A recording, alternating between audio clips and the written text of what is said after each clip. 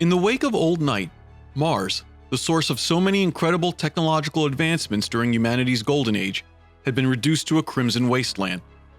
Its surface belonged only to savage mutants and machine horrors. But within the red planet's subterranean warrens, there arose the cult Mechanicus.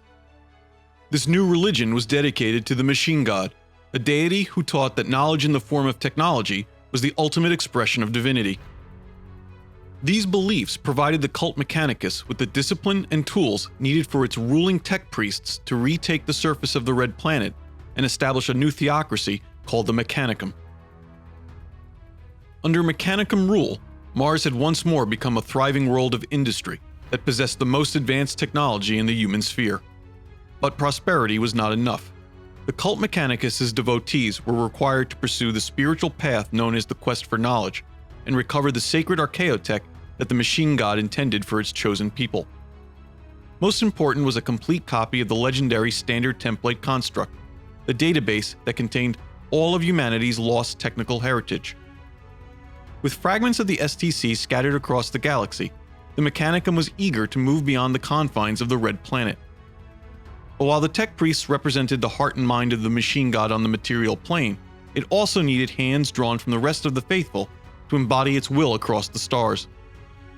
The most common of these hands, and often the most overlooked, were the cyborg slaves known as servitors. Perhaps the greatest sin among the devotees of the machine god was the creation of a thinking machine, a false mind like those which once hunted men and women across the Martian surface during Old Night.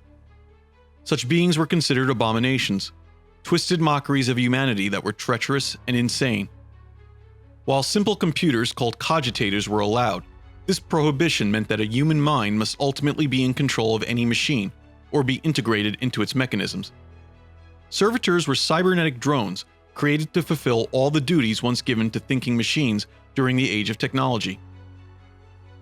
Most were a fusion of artificially grown human flesh and robotics intended to carry out difficult but menial tasks. But it was not unknown for Martian criminals and those who angered the tech priests to be sentenced to life as a lobotomized servitor. Even criminals and heretics could find a place in the machine god's order. In time, the awkward movements of mindless servitors became one of the most routine and horrific aspects of life on Mars. After the Mechanicum established its dominion over the surface of Mars, the rate of its recovery of the world's ancient technology rapidly increased, allowing the creation of new marvels. But the cult Mechanicus was a faith that had been born of apocalypse and the need for survival in a harsh world. It inevitably used much of what it rediscovered for defensive purposes, and often found the truest expression of the machine god's divinity in tools made for war. Such was the case with the legions of cybernetic warriors known as the Skitarii. Raised from among the laboring menials of Martian society, the Skitarii were the bionic heart of the Mechanicum's heavy infantry forces. They were the ultimate arbiters of the tech priest's will, and the most widely deployed of their agents. Beneath their bionic battleware, each Skitarius was still technically human like a servitor, but each had been dismembered and reconstructed to better serve the machine god. These enhancements transformed the Skitarii into lethal warriors, but they were also intended to ensure perfect obedience to the commands of the tech priests. Their neurosync implants allowed Skitarii cohorts to fight in perfectly coordinated maniples. Each cyborg mirrored his fellow's movements with exacting precision as the blasts from their archaeotech galvanic rifles and plasma calivers obliterated the foe.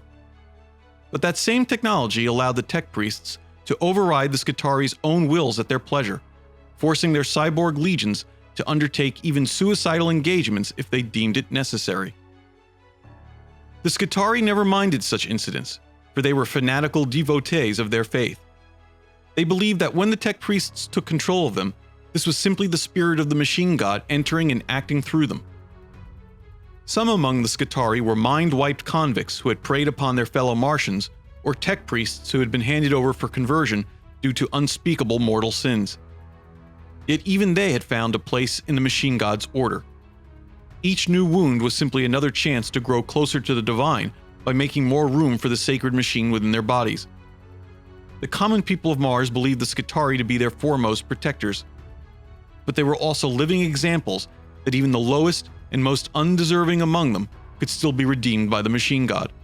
they could find new purpose in its service, one recovered artifact at a time. The tech priests had also recovered the knowledge required to build knights, the one-man combat walkers that had proved crucial to the establishment of the so-called Night World colonies during the Golden Age. Several households of knights called Mars home before the end of Old Night. They proved to be important agents of the machine god in the quest for knowledge. They provided heavy fire support for the Skitarii and a physical presence on the battlefield unmatched by armored vehicles or even anti-gravitic weapon platforms. At the heart of every knight lay an archaeotech device called a throne Mechanicum. It allowed every knight's pilot, known as a noble, to make a direct neural interface with his machine through bionic sockets inserted into the noble's brain. When such a connection was established, the noble could control their walker so precisely it was like wearing a second, metallic skin. It was as if the knight truly was a suit of armor, like those worn by the ancient warriors of old Earth. To achieve this state, every noble had to undergo a rite known as the Ritual of Becoming, where their mind was fused with the artificial intelligence, the machine spirit, of their knight. Each noble left a permanent echo of their own personality within the throne Mechanicum that influenced the actions of every pilot of the suit after them. But the machine also reshaped its pilot in turn, instilling strong notions of obligation and respect for hierarchy and tradition. As a result, nobles often strongly supported feudal government, staunchly opposed innovations in technology, and rabidly hated psychers. The Knights of Mars were more than just robotic combat units to the Mechanicum. They were champions of the cult Mechanicus' ideals, just like their chivalrous namesakes. Every knight embodied a basic truth of cult Mechanicus doctrine: that humanity, fused with the power of the sacred machine, became stronger, more divine, and more capable of building a better world. Additionally, a noble's merger with his throne Mechanicum literally made him a better person from the tech priest's point of view. A noble, after his Ritual of Becoming, strongly supported the Mechanicum's feudal system of administration as the best form of government, and abhorred innovation or invention as the tech priests did. They also understood at a bone-deep level the dangers posed by uncontrolled psychers or thinking machines. When Skitarii fought beside a knight, they knew that the noble within truly represented all the virtues of the machine god, and all that believers in the cult Mechanicus aspired to become. But if knights were the mortal champions of the machine god, then their counterparts among the Legio Titanicus, the greatest powers of the Red Planet, were the most sacred machines in the Mechanicum's domain.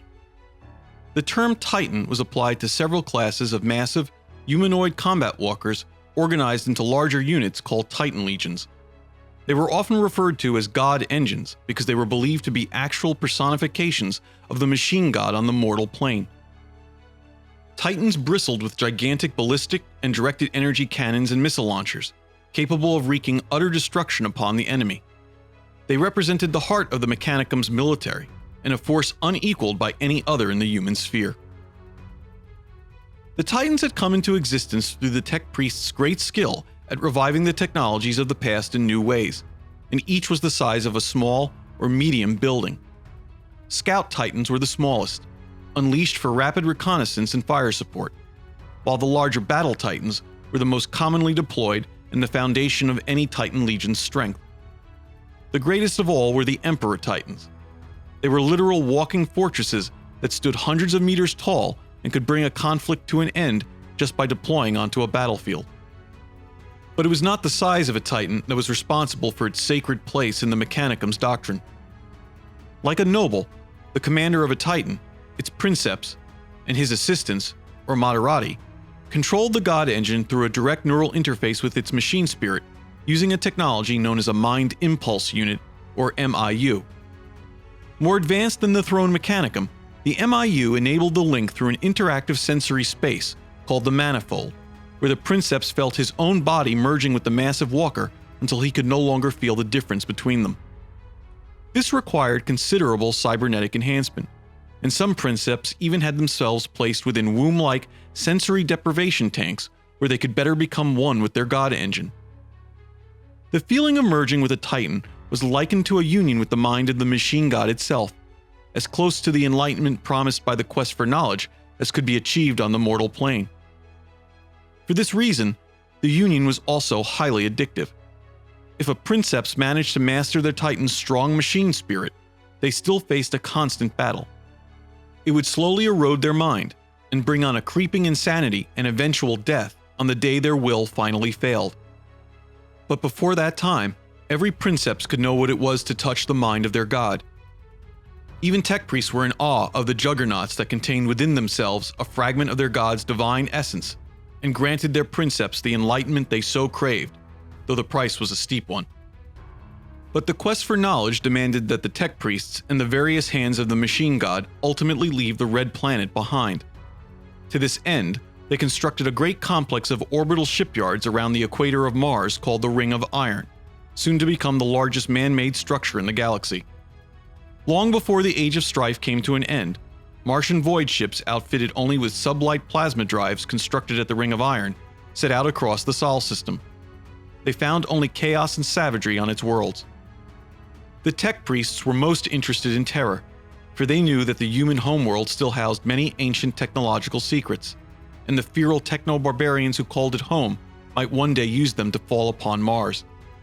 They sought to steal from Terra what they could, when they could, but they also determined to learn what had befallen humanity in the rest of the galaxy.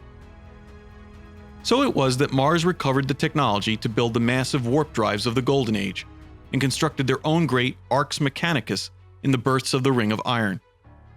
The tech priests launched hundreds of these powerful vessels into the still raging warp at periodic intervals. They hoped to find clues as to what had happened in the wider galaxy, and to colonize and exploit whatever remained of humanity's lost empire. These so-called explorator fleets were outfitted with full complements of tech priests, Skitarii, and the ability to replicate the culture and technologies of the cult Mechanicus wherever they might end up. Over the centuries, some of these expeditions, through sheer random fortune, managed to survive passage through the Immaterium and founded new colonies dedicated to the machine god. These became the Mechanicum's Forge Worlds, children of Mars as dedicated to the quest for knowledge and the production of advanced technology as their homeworld. Each of these Forge Worlds replicated the theocracy of the cult Mechanicus, and some eventually even raised their own Titan legions. The Lords of Mars watched the emergence of the Emperor on Terra in the 30th millennium with a keen eye. As he unified the human homeworld, some among them believed him to be a kindred spirit. The Emperor too was a man of reason, who valued technology and sought to bring a new order from the chaos of old night. Others saw only a deadly new enemy, who would unite the techno-barbarians against Mars as they had long feared. Yet, as word came to them of the Emperor's achievements and scientific genius, some tech priests began to whisper that the Emperor possessed all the qualities that prophecy had claimed for their own omnissiah. Debate soon erupted in the Mechanicum Parliament over whether to treat the Emperor as the divinely appointed savior of humanity or a deadly enemy of the machine god.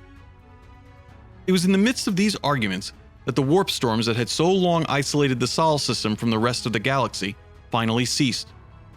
It was also at that moment that the decision of what to do next was taken out of the tech priest's hands.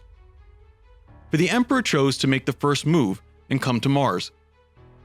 He brought not the sword that so many had feared, but a hand outstretched in friendship, and an offer that would reshape the history of mankind.